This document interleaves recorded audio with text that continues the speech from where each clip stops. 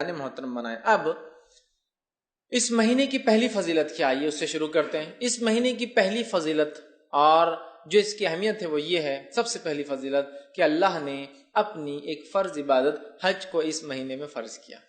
حج ایک ایسی عبادت ہے جو مخصوص ہے، اس کے مخصوص ایام اور دن ہیں، اور ایک مخصوص مہینہ ہے۔ اس مہینے کی ان تاریخوں میں ہی حج شروع ہوتا ہے اور ختم ہوتا ہے، یاد رکھیے۔ آج اگر میں کرنا چاہوں تو عمرہ کر سکتا ہوں، حج نہیں کر سکتا ہوں، یاد رکھیے، ٹھیک ہے۔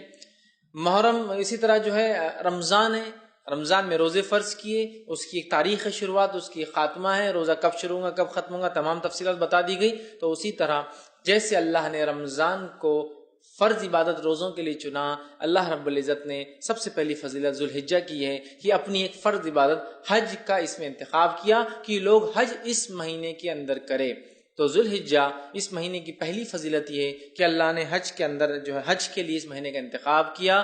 اور حج کیا ہے میں سمجھتا ہوں سب جانتے ہیں، ابراہیم علیہ السلام جو اللہ کے برگزیدہ نبی تھے، اور ہم جو ہے ایک انبیاء میں بڑا ابو الانبیاء ان کا لقب تھا، ہم نبیوں کے باپ کہلاتے ہیں۔ اللہ رب العزت سے آپ نے دعا کی تھی، اور آپ کے بعد سارے انبیاء آپ ہی کی نسل میں پیدا ہوئے، گو اس کے بعد کی پوری جو ہے یا تو اسحاق علیہ السلام سے یا پھر آپ کے جو ہے دوسرے بیٹے جو ہے اسماعیل علیہ السلام سے، دونوں سے ہی سارے نبی پھر آخر تک آئے۔ تو اللہ نے ان کو چن لیا تھا، اور انہوں نے ہی اپنے بیٹے اسماعیل علیہ السلام کے ساتھ مل کر کعبے کی تعمیر کی تھی، کعبے کی تعمیر کی تھی۔ اور جب کعبے کی تعمیر کر چکے تو اللہ نے فرمایا سورہ حج سورہ نمبر 22 آیت 27 میں، اور کہا ہم نے حکم دیا کہ دنیا میں حج کی پکار بلند کرو۔ ابراہیم علیہ السلام کو اللہ نے حکم دیا، اے ابراہیم آواز لگاؤ لوگوں کو۔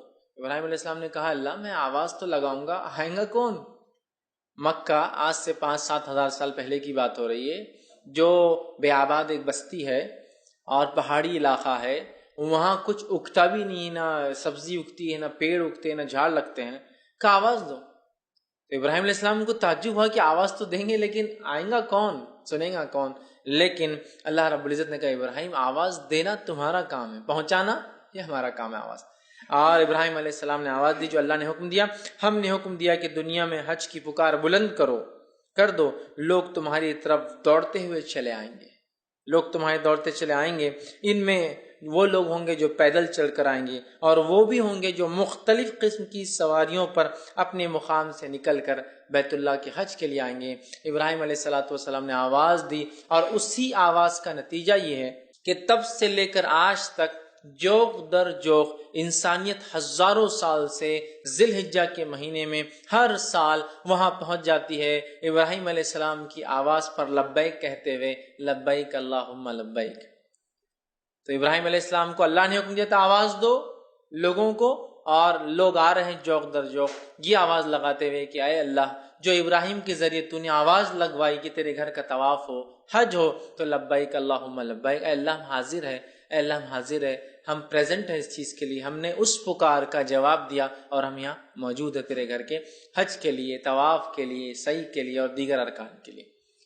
تو یہ سب سے بڑی فضیلت اس مہینے کی ہے کہ اللہ رب العزت نے اس مہینے کو چنا اور اپنی فرض و حج کے لیے چنا، اور ابراہیم علیہ السلام اور آپ کے خاندان کا کتنا گہرا تعلق حج سے میں سمجھتا ہوں بتانے کی ضرورت نہیں۔ چاہے زمزم کے نکلنے کا معاملہ ہو تو اسماعیل علیہ السلام اس کی وجہ بنے، اسی طرح جو ہے سعی جو صفا مروہ کے بیچ میں ہم جاتے ہیں جو کہ رکن ہے، اس کے بغیر حج نہیں ہوتا، عمرہ نہیں ہوتا، وہ آپ کی جو ہے بیوی ہاجرہ علیہ السلام کی وہ دوڑ تھی جو آپ نے جو ہے اپنے بیٹے کی خاطر، جو کہ اللہ کے حکم کی خاطر ابراہیم علیہ السلام چھوڑ گئے تھے، وہ ہے۔ چاہے پھر وہ حج کے بعد جو ہے قربانی کرنے کا معاملہ ہو، اسماعیل علیہ السلام اور ابراہیم علیہ السلام ہے، تو گویا اس خاندان کو اللہ نے چن لیا، اور جو جو کام ابراہیم علیہ السلام نے کیا اللہ چاہتا ہے کہ وہی کام ہم بھی کریں، اسی طرح کی قربانیاں، اسی طرح کا عمل۔ تو یہ سب سے پہلی فضل اس مہینے کی ہے کہ اللہ رب العزت نے اپنی فرض عبادت حج کے لیے اس مہینے کا انتخاب کیا۔ تو ہمیں چاہیے جس کے پاس استطاعت ہو، سفر کرنے کی صحت ہو، تو وہ ضرور حج کرے اس مہینے کے اندر۔ یہ تھی اس مہینے کی پہلی